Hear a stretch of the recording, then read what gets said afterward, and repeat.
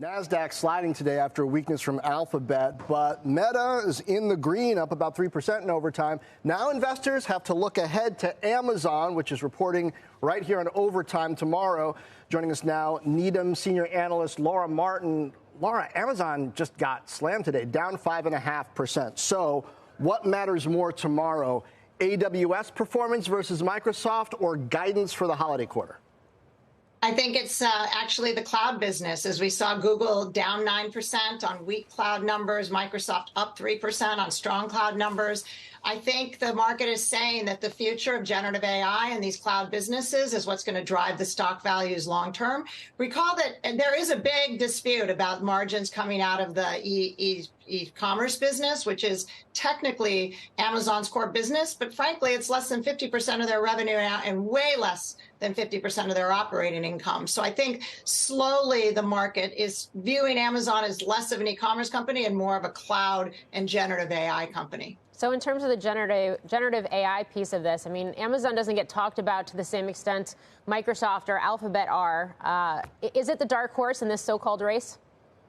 It is. Really, we care a lot about margins. Their cloud business is 3 times larger than Alphabet's. The other thing I'd say is that advertising is another dark horse here. Speaking of dark horses, we're at $14 billion.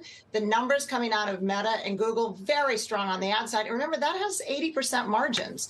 So that would over-deliver the Amazon margin if advertising is really strong.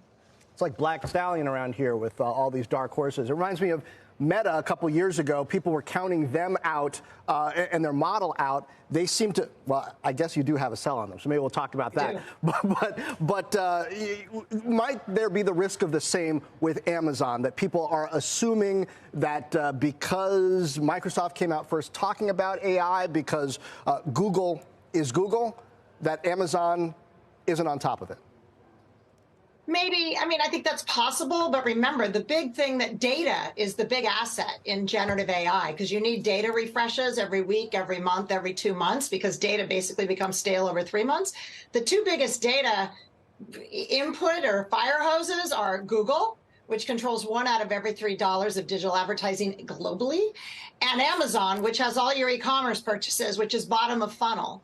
And we know that retail is really strong right now based on what Alphabet said last night. So all of that is great for data. So let's just call Amazon a data company tied to a cloud business, which together makes a really strategically well-positioned generative AI company. Yeah, a lot of antitrust scrutiny, regulatory scrutiny. We're seeing legal challenges right now, whether it is Amazon with FTC, for example, or even Meta, which did just report results. How much does this matter to these stocks?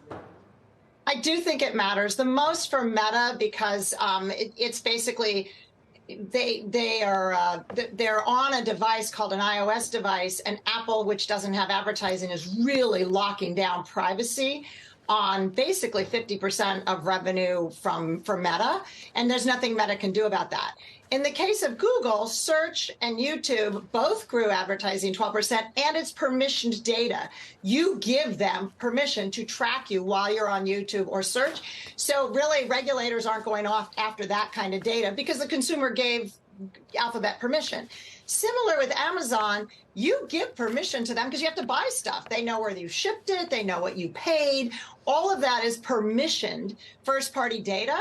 So yes, while it's big, and specifically the FTC is just big as bad, let's hope for a Republican gets elected maybe, and then we get all new clearing out of all the chairmanships of the regulatory, and then it flip-flops. But right now, there's really a lot of regulatory scrutiny coming out of the Democratic regulatory chairman.